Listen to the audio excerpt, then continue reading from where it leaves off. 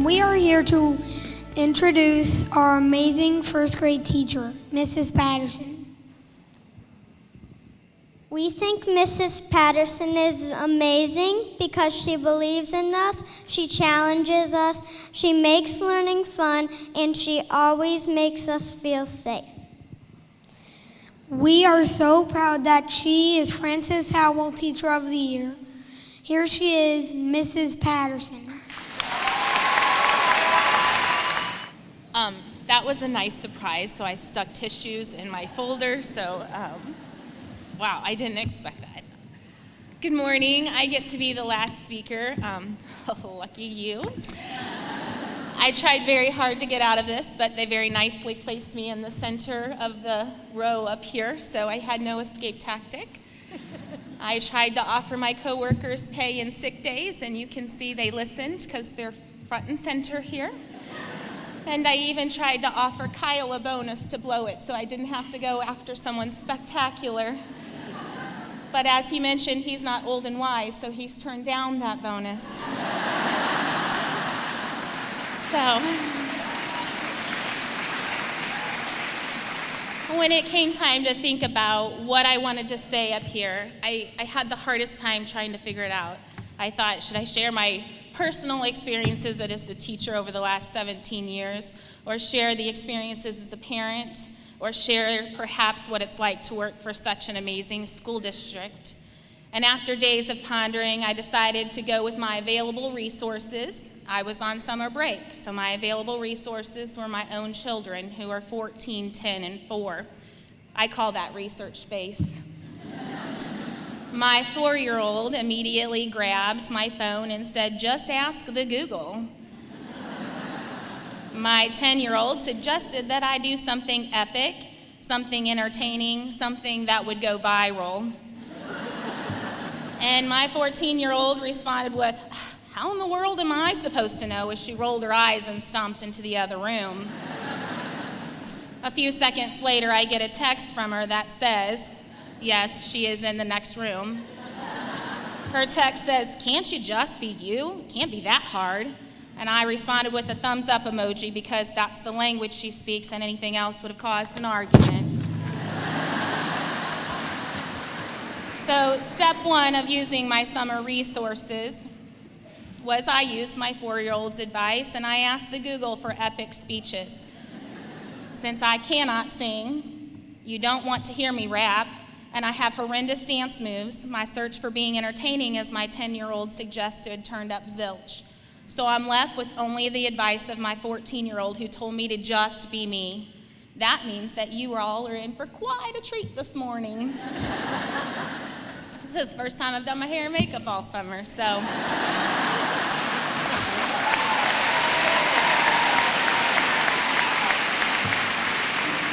And I have on real pants too, so that's I wanted to start by sharing a story, a personal story about a little friend of mine who stands out for many reasons. This kid has a mind like no other. He can compute numbers when most of us are still taking the time to write them down. He builds robots and researches major historical events just because he can. This child can skim a story and retell more of the stories than most students who have read every single word of it and taken Post-it notes. This friend, he managed to draw the most beautiful abstract piece of artwork on my dry erase board with permanent markers that I had hidden at the tippy top of the dry erase board, even though there were dry erase markers sitting on the ledge. This little guy appears to be drifting off quite a bit during instruction, yet can later tell me more information that he's learned in a day than I can recall learning all year long. This little guy has a brain that amazes me more and more every single day. And as intelligent as this little friend is, he should have straight A's, or 3s, I think it might be this year in our district. But he doesn't. He can't remember to turn in his completed homework from his book bag for days and sometimes even weeks. The same little guy who can tell you every single fact from a story and every single fact from his day brings home field trip forms from October in May. This wonderful, strong, smart, and unorganized little boy takes extra time and a whole lot of patience. This little guy is my 10-year-old son. You can all relate, I'm sure. I share this story with you because I did not fully comprehend the impact that we as teachers had on our students until my very own children started their educational journey. I understand more now than ever the importance of using differential instructional strategies and what diversity in instruction can do for our students. As with my own 3 children, one suggested that I go with something hands-on, technology. One wanted others to be a part of this opportunity with me. And my high school student, she wanted to help, but with as little communication as possible. Our students all learn differently, which means that we have to teach differently. I'm thankful for teachers every single year for the part that they play in my personal life. Teaching is not easy, and I need their help to raise my kids. Teaching is not fun all of the time, and I'm certain that there are days where it would be much easier to give a student like my son a packet of extension materials and have him work quietly in the corner than it would be to allow him to build, to innovate, and to create. I thank my son's teachers because they have all cared and they see his worth. They have motivated and encouraged him to learn more, to do more, to inquire more. I thank his teachers because they love his humor and they appreciate his lack of filter even more than I do. But most importantly, I thank my son's teachers because there's not been a single day that my 10-year-old has not come home from school excited about what he has learned, excited about what he has accomplished, and excited about the leadership opportunities that he has had with his peer groups. Educators, we are valued, we are needed, and we are such an important part of children's educational pathways. I'm almost done, I promise. So, as you get ready to start the school year, I encourage you all to take the advice of my 14-year-old daughter and just be you. You can insert your own emoji there.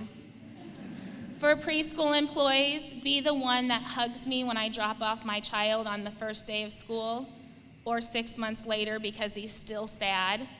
Or hug me even though it's silly that he's my 3rd child and I should be over this crying stuff by now.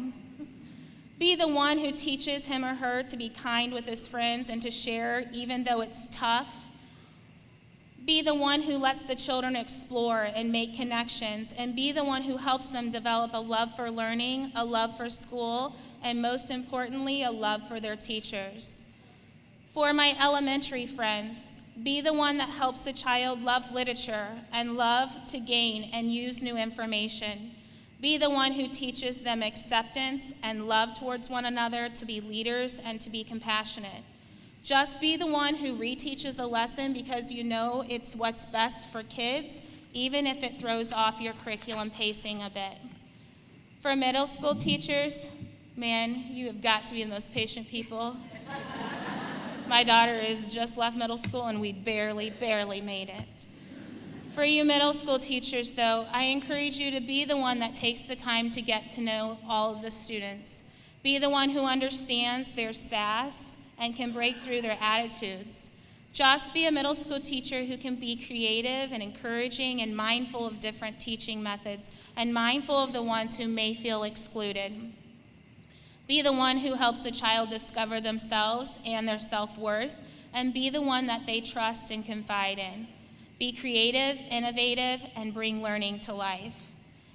And for the high school teachers, you are the last hurrah for some of these students. Be the one who sees career pathways in all of them. Be the teacher who can finally get them to see that effort and achievement are related, because we've been working on that since they're little.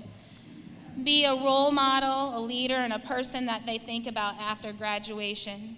Be the one that students talk about, because if high school kids are coming home and talking about school, you're doing something right as a teacher. In our district, we are surrounded by greatness. We have an amazing school board. We have amazing directors and administrators who truly do care about our school achievement, but also care about teacher satisfaction. In our district, we have a group of content leaders and specialists who work as detectives unraveling the ever-changing standards so that we don't have to spend our time doing so. In our district, we have counselors and paraeducators and vacation station staff, cafe crews, nurses, secretaries, aides, and a custodial staff who fully engross themselves in the climate of the community. And in our district, we have a huge group of parent supporters who trust us to be a part of their child's educational pathways. In our district, we have the most motivated, career-oriented students who are growing up much cooler than we ever did. That video increments was amazing from every school. These children have had opportunities to learn. They are empowering, they are critical thinkers, they are problem solvers, and most importantly, they are leaders. As you depart from here today and prepare for your school year, I challenge you to just be a part of something great and fantastic. Have a good start to your school year.